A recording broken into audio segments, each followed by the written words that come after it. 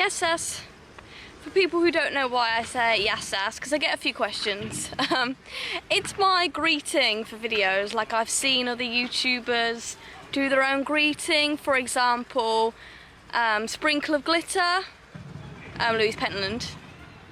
I don't think her name's Sprinkler Glitter anymore. But anyway, she used to say Aloha Sprinklerinos or something. And Bambino Becky says Ola. Or I think she either still does or used to, something like that. So I thought to myself, oh yes, that's because I'm Greek. And it means hello / goodbye. It means both, but in different contexts, whether you're saying hi or bye to someone. And it's plural, so it's more than one. But anyway, this is a story time video. I wanted to film it in a really nice, free location because the title of this video, you can probably already tell what it's about.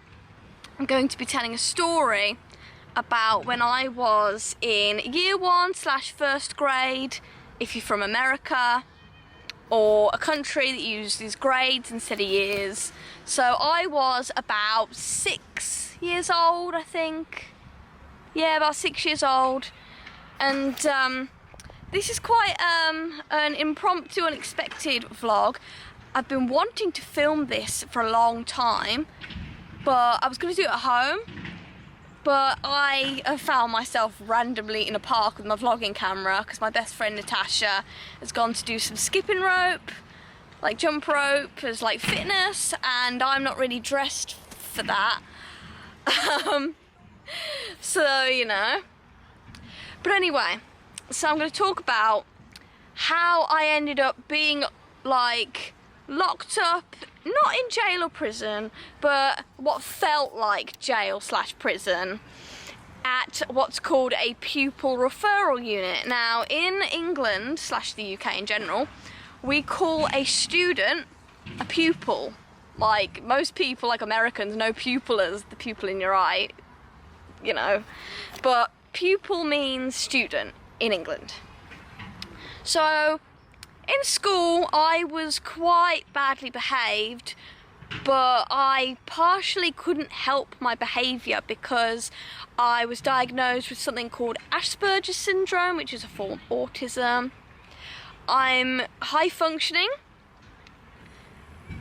and high functioning means I'm on the more able end of the spectrum. So for example, some people with Asperger's / autism, they aren't able to be independent, like they struggle to do even basic things like talk and communicate effectively, like making eye contact, and maybe they can't get themselves dressed, they can't manage their finances, they can't live independently sometimes, or unassisted, things like that.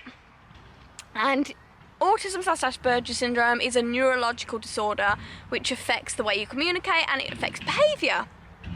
Now, being autistic and being a YouTuber is actually like quite helpful for me because YouTube has helped my confidence so much. Like, if you see like my earlier videos, you'll know that I'm not that confident when it comes to being in front of a camera, which is weird because I did a media degree and I did media before that in school and things. So I was confident on camera, but when it was coming to vlogging, like just talking in general, I wasn't. But anyway, so the story. I went to what we call primary school in the UK. In America, they call it elementary school.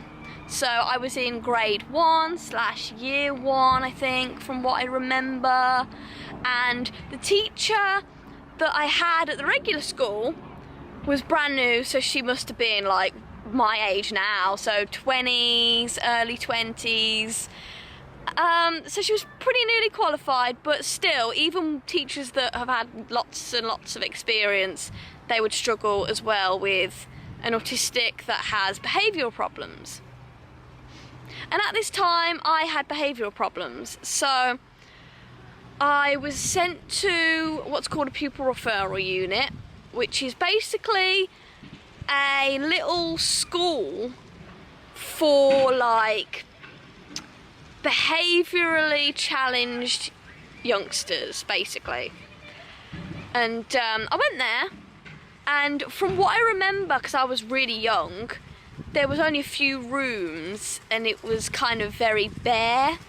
So there was one room with the younger kids in that all had autism or Down syndrome, I think, and a various array of different disabilities to do with behaviour and just neurologically, I guess. So I went there, and it was mainly boys, because even though sometimes people object to this and they overrule it and it's still up in the air, but some professionals that are experts in autism say that it's more common for a boy to get autism than a girl, and some people say 50-50, whereas I definitely think it is more common for boys than girls to have autism/Asperger's, because girls are better at copying people who don't have disabilities to try and blend in, fit in with society. So sometimes their symptoms go undetected. That's my opinion on it. Unless they are very evidently autistic, like they can't talk and they can't do anything independently, as an example. But anyway, so I was there, and then there was another room that was like a kitchen or a kitchenette, probably, yeah, a kitchen, and then another room where older kids were, like in their teens, I think, like I'm guessing from age 16 down to the age of 13 possibly. Can't remember, but these kids looked a lot older than me because I was only, what, 6 years old? Something like that. So there was those rooms, and then there was another room which was like a square room. Like, this room was very square, it was small, and there was only a single desk and a chair in this room, and a pretty big window that was like, you could see out of it, like there was no blinds from what I remember. It was just a big open window, and the door had a glass window with like toughened glass, so there was like checkers in the glass in the door from what I remember, but I know for definite that there was a window. And the door handle was right at the top of the door, and the door, when you open it, you have to open it this way, so towards the person opening the door from the inside of the room, which meant that because the door handle was so high, you couldn't get out, because if you put a chair in front of the door and then stood on the chair, you couldn't then open the door to get out. So anyway, I was at this pupil referral unit for, I don't even know how long, a few weeks maybe, a few months, I can't remember, and I'd spend, I think it was 2 days there and 3 days at my regular school from what I remember. And at the other school, like the unit, not the regular school, we were all in uniforms, like school uniforms of the schools we've come from. So I was in a uniform from the school I come from, and then such and such a person was in a different uniform from a different school, and then another person was in a different uniform from a different school, and it went like that. And it was really strange, and I don't remember being taught anything at all. All I remember was going on learning games on a computer. Like, I remember one being Word Shark and Number Shark. But apart from that, I do not remember being taught anything. I do remember us making biscuits in the kitchen as like a cookery thing, but I only remember the finished product. I don't remember us making them, but I know that we made them, but my memory is so vague because I was so young. Usually I have a good memory, but not always, and not in this case. But this was traumatic for me because they put me in the room I was mentioning with the door handle super high up for like a whole day, I think maybe even 2 days, and I was in there and they gave me like worksheets to do on the tiny desk that was there, and it was only a few worksheets, so like I completed them and then I was like, well, what do I do now? And they didn't give me anything else. And whenever I needed the toilet, I used to have to stand at the door that has the little window on it, wait for a member of staff to come over, escort me to the toilet, go in the bathroom with me and make sure that I'm actually going to the toilet and that I'm not, you know, escaping, and that I'm not doing something else, I don't know, or that I wasn't, I don't know. But that was how it was. And then they put me back in the room, and then at lunchtime they would bring me my lunchbox with food in, and then they'd take it away after I'd had food. And that's pretty much like jail. That's like prison. Like, I watch videos about people in prison sometimes, I don't know why, but I just do. And it sounds obviously not as bad as that, but when they say about when you get put in real jail in solitary confinement, you have trouble getting food and you have trouble going to the toilet and all these problems. Like, oh, it's ridiculous. And here's the big question. What did I do to warrant me going in this room? What did I do? And I asked my mom this question very recently. I said to her, you know, when they locked me in a room and I was talking, and she was like, yes. I says to her, what did I do that was so bad and was so wrong to put me in that room? And she says, nothing. And I was like, what do you mean nothing? No, what do you mean nothing? And she was like, nothing. And I'm like, okay. And I was like, I said to my mom, why did you put me there? Why did you let my regular school take me there? Why did you let them? And she says, I had no choice and I had no say in it, because the school, I can't remember whether it was the school or the council or the government, something like that. I think it was the Education Authority.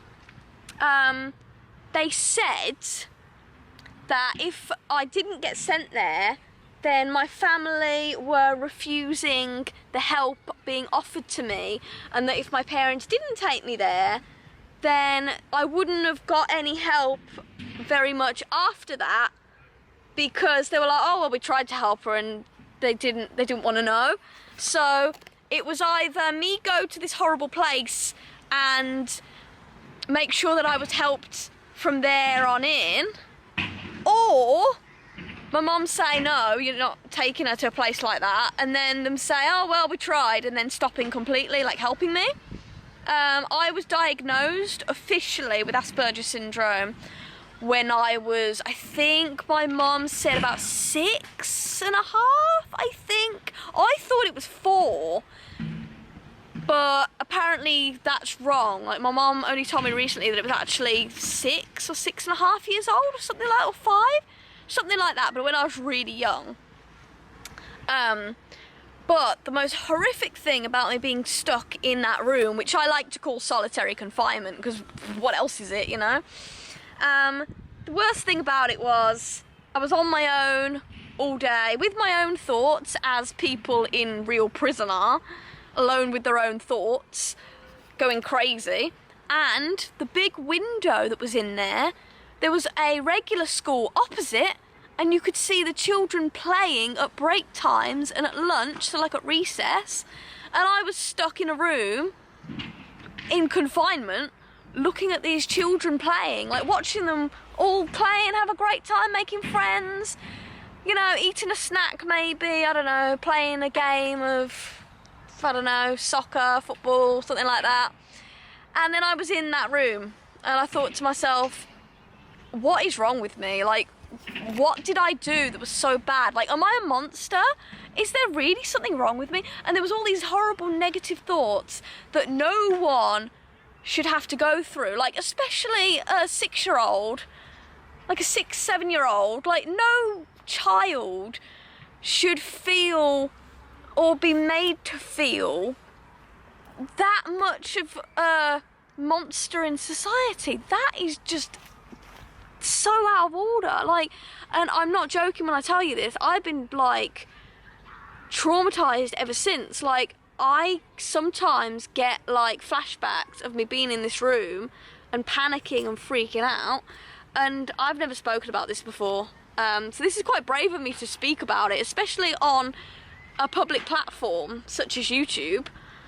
But I want to share it because it's such a strange story, and I feel like I want to vent my frustration a little bit, and I feel like talking about it will help, because talking about things that upset you and distress you and things like that, it's healthy to talk. And you never know, maybe someone else has been through it, who knows. But as soon as my mum found out, well, as soon as my mum and dad found out, I should say, about what they were doing, like where the, as soon as my mum and dad found out about what this pupil referral unit were doing, where they were just locking me up and not doing anything with me, they had to fight. Not fight as if in like punching, kicking, but fight as if in put a lot of effort into trying to get me taken out of this pupil referral unit so I didn't have to go anymore. I can't remember the name of the place. I remember what town it was in, but I can't tell you what town it was in, because it's very close to where I live. And I don't like to tell people where I live on the internet because of privacy reasons, safety reasons especially, because you don't know who's out there, you know.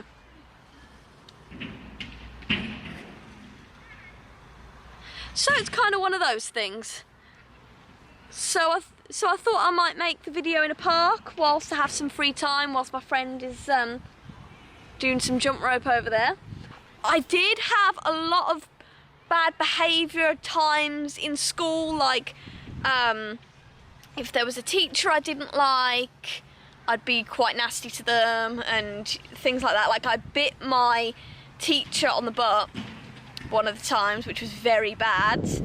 I was only young again. I think I was 7, I think. And I just haven't got a very good reputation at school being very well behaved. Whereas now it's a completely different story. I'm so chilled out and I couldn't hurt a fly. I wouldn't harm anybody these days. You know, I'm so chilled out, and honestly, I'm such a kind, genuine person. So like, it still blows my mind that I was sent to a place like that, and it makes no sense. And I couldn't understand why I didn't learn anything, and the whole thing was just so weird. And my parents, they're not the type to just do whatever. Like, they research things first. Like, for example, when I was, 15? Was I 15 or was I 14? Basically, when I was in my teens, I was sent to a place because I had, my front teeth used to like protrude out and my teeth were crooked, and we were going to get braces for me. And a hospital suggested that to break my jaw and realign it, and my mom was like, no way. And she then said no, and she took me to an orthodontist where I got braces for a few years, and now I've got great teeth. I've got perfectly straight teeth. They're great, you know? And my mom is very good at understanding people's needs, and she will always do extensive research when it comes to my welfare and things like that. So she's not the type to just go, yeah, let's stick her in there, you know, let's stick her in a pupil referral. No, she had no choice but to do that. Like, literally, she had no choice. Otherwise, they weren't going to give us any more help after that, because they would make an excuse and say that we refused the help that they offered to us. So she had no choice. But it's a horrible situation. Like, when I said to my parents what happened, like, I went home, because obviously a school day in the UK is from about 8:50 a.m. ish till about 3:30 p.m. every day. So in that time, I was locked in that room on my own, with hardly anything to do, and it was horrific, and I was traumatized. And I think it happened for about 2 days, I think. And when I told my parents about it, they were like, what? And they were horrified. And I was telling them that it gave me nightmares and that I couldn't sleep properly. And they told the educational professionals this, and they were like, we need to get her out. And the educational professionals did. I don't know what their response was, because it was so long ago. But they managed it, and then I went back into regular school 5 days a week. And yeah, I never went back. But thank you so much for listening to my story. If you like the video, thumbs up, comment on the video if you want, and subscribe. And I'll try and do some more story time videos if I think of a topic that is interesting. And see you in another video, hopefully. Yes, yes.